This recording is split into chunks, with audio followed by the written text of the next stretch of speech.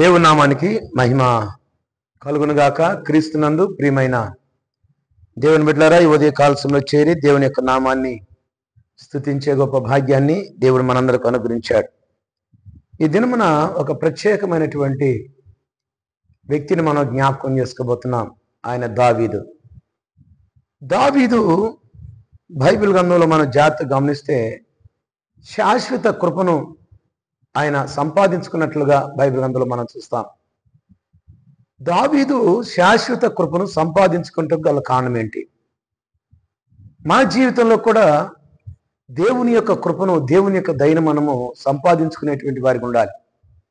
క్రీస్తునందు ప్రియమైనటువంటి దేవుని బిడ్డలారా, ఆశ్చర్యం ఏంటంటే దావీదు ఈ యొక్క తరములో లేకపోయినా, దావీదు యొక్క సింహాసనాన్ని దేవుడు స్థిరపరచడానికి గల కారణం ఏంటి? అంతేకాదు, కానీ దావీదు లేకపోయినా కూడా దావీదు యొక్క సింహాసనం మీద ప్రభు అయినటువంటి యేసు క్రీస్తు ఆయన కూర్చున్నట్టుకు గల కారణం ఏంటి? అందుకే బైబిల్ గ్రంథంలో ఒక చక్కని మాటను మీకు జ్ఞాపకం చేస్తాను. దేవుని పరిశుద్ధ గ్రంథంలో నుంచి లూకా సువార్త 1వ అధ్యాయంలో ఒక చక్కని మాటను మనం చూడగలుగుతాం. లూకా సువార్త 1వ అధ్యాయము మనము 32వ వచనాన్ని చదువుకుందాం. ఆయన గొప్పవాడై సర్వోన్నతుని కుమారుడు అనబడును. ప్రభు అయిన దేవుడు ఆయన తండ్రి అయిన దావీదు సింహాసనమును ఆయనకిచ్చును. ఆయన యాకోబు వంశస్థులను యుగ యుగములు ఏలును. ఆయన రాజ్యము అంతం లేనిదై ఉండును అని ఆమెతో చెప్పెను.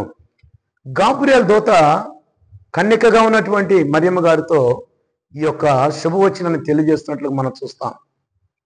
ఆయన లోకరక్షకుడైనటువంటి ప్రభు అయినటువంటి యేసు క్రీస్తు ఆయన దావీదు సింహాసనం మీద కూర్చుంటాడని, అంతేకాదు కానీ ఆయన రాజ్యము అంతము లేనిదై ఉండునని చెప్పడానికి గల కారణం ఏంటి? ఇంతటి గొప్ప కృపను దావీదు సంపాదించుకోవడానికి గల కారణం ఏంటి?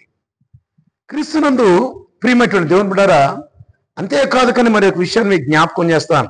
2వ సమూయేలు గ్రంథము 7వ అధ్యాయం 15వ వచనంలో మనం చూస్తే, నిన్ను స్థాపించుటకై నిన్ను కొట్టివేసిన సౌలునకు నా కృప దూరమైనట్టు నా కృప నీకు దూరము చేయును అనిను. నీ మట్టుకు నీ సంతానమును నీ రాజ్యమును నిత్యము స్థిరమగును, నీ సింహాసనము నిత్యము స్థిరపరచబడును. క్రీస్తునందు ప్రియమైనటువంటి దేవుని బిడ్డలారా, ఇంతటి కృప, ఇంతటి శాశ్వతమైనటువంటి కృపను దావీదు సంపాదించుకోవడానికి గల కారణం.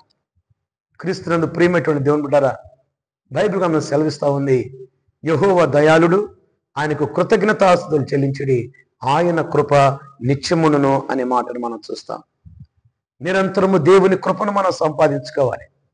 నిరంతరము దేవుని యొక్క దయను మనం సంపాదించుకోవాలి. మనం సంపాదించుకోవటమే కాకుండా మన వెనక వచ్చేటువంటి తరము కూడా దేవుని యొక్క కృపను మనము మన యొక్క తరానికి సంపాదించేటువంటి వారికి ఉండాలంటే, క్రీస్తునందు ప్రియమైనటువంటి దేవుని బిడ్డలారా, మన జీవితం దేవునికి మాదిరికరంగా ఉండాలి. భయభక్తులు కలిగినటువంటి జీవితం ఉండాలి. అంతేకాదు కానీ దావీదు వంటి జీవితాన్ని మనం కలిగి ఉండాలి. అందుకే దావీదుని గురించి ఇంతటి కృపను దావీదు సంపాదించుకోవడానికి గల కారణం జాగ్రత్తగా మనం గమనిస్తే అపోస్తలుల కార్యంలో మనం చూసినప్పుడు 13వ అధ్యాయం 22వ వచనంలో ఒక చక్కని మాట చూస్తాం. ఇక్కడ ఒక చక్కని మాట ఉంటుంది. తర్వాత అతనిని తొలగించి దావీదును వారికి రాజుగా ఏర్పరచెను. మరియు ఆయన, నేను యెషయా కుమారుడైన దావీదును కనుగొంటిని, అతడు నా ఇష్టానుసారుడైన మనుషుడు, అతడు నా ఉద్దేశములను నెరవేర్చునని చెప్పి అతనిని గురించి సాక్ష్యం ఇచ్చాను. క్రీస్తునందు ప్రియమైనటువంటి దేవుని బిడ్డలారా, ఈ యొక్క మాటను మనం గమనిస్తే బైబిల్ గ్రంథం, పరిశుద్ధ గ్రంథం మనకి సెలవిస్తా ఉంది. దావీదు యొక్క జీవితం ఎంత మనం గమనించినట్లయితే దేవుని దృష్టిలో ఆయన ఎంత ఇష్టడుగా ఉన్నాడంటే, ఇష్టడుగా ఉండటానికి గల కారణం దేవుని కృపను దావీదుకు ఇవ్వటానికి గల కారణం బైబిల్ గ్రంథంలో రాయబడింది. ఒకటి, దేవుని ఇష్టాన్ని నెరవేర్చేటువంటి వాడిగా ఉన్నాడు. రెండవది ఏంటంటే దేవుని యొక్క ఉద్దేశంలో నెరవేర్చినటువంటి వాడు. క్రీస్తునందు ప్రియమైనటువంటి దేవుని బిడ్డలారా, మన యొక్క ఇష్టాన్ని మనం నెరవేర్చకూడదు, కానీ దేవుని యొక్క ఇష్టాన్ని మనం నెరవేర్చాలి. దేవుని యొక్క ఉద్దేశంలో మనము నెరవేర్చేటువంటి వాడు ఉండాలి. క్రీస్తునందు ప్రియమైనటువంటి దేవుని బిడ్డలారా, అందుకే బైబిల్ గ్రంథంలో రాయబడింది, దావీదును గురించి దేవుడు ఏమన్నాడంటే, దావీదు నా హృదయానుసారుడు అన్నాడు. అంతేకాదు కానీ దావీదు బైబిల్ గ్రంథంలో మంచి ప్రార్థనాపరుడుగా కనబడతాడు, మంచి ఆరాధికుడుగా కనబడతాడు.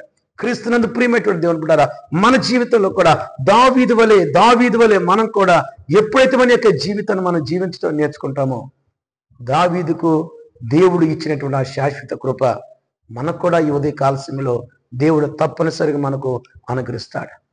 అంతేకాదు కానీ మరొక విషయాన్ని మీకు జ్ఞాపకం చేస్తాను. చూడండి, 2వ సమూయేలు గ్రంథము మనం జాగ్రత్తగా చూస్తే, 2వ సమూయేలు గ్రంథము 7వ అధ్యాయం 2వ వచనం మనం చూస్తే చక్కని మాట ఉంది.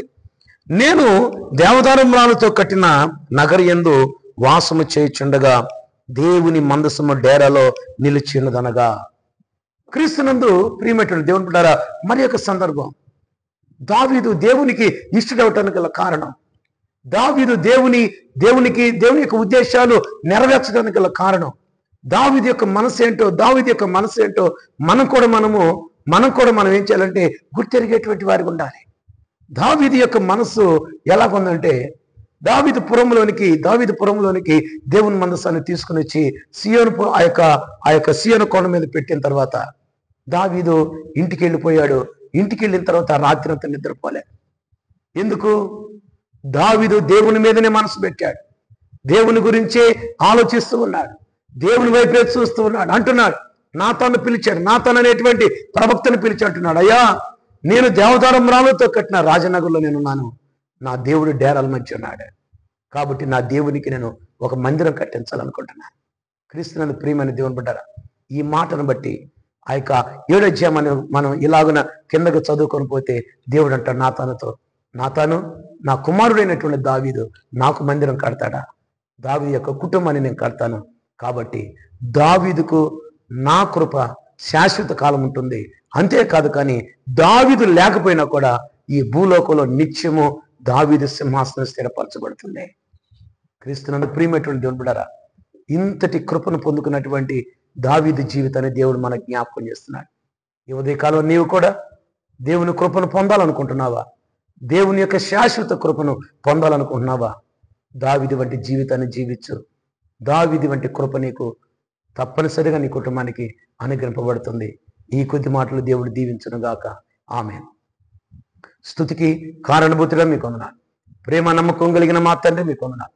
విత్తబడిన మాటలు ప్రభోగర్థంగా పోకుండా దావీదు వంటి శాశ్వత కృపనైనా ప్రతి ఒక్కరునైనా సంపాదించుకునే కృప దయచేయమని ఈ మాటలు వినిచినటువంటి నీ బిడ్డలు కూడా నాయన అయ్యా మీ కృపను పొందుకునేటువంటి వారు ఉండాలని అయ్యనైనా ఈ యొక్క ఉదయ కాలశం మీకు ధ్యానం చేస్తాం. ఈ మాటలు వ్యర్థంగా పోకుండా 30 60 ఫలింపులు దయచేయమని మా ప్రభువైన యేసుక్రీస్తు నామమున అడిగి వేడుకుంటున్నాం మా తండ్రి. ఆమేన్. మన పరమ తండ్రి అయిన దేవుని ప్రేమయు కుమారుడైన యేసుక్రీస్తు కృపయు పరిశుద్ధాత్మని యొక్క అన్యోన్య సహవాసము సన్నిధానం ఈ మాటలు వినుచినటువంటి బిడ్డలకు సర్వకాలం సదాకాలం మీ కృపతోడై ఉండి నీ బిడ్డలను నడిపించునుగాక. ఆమేన్.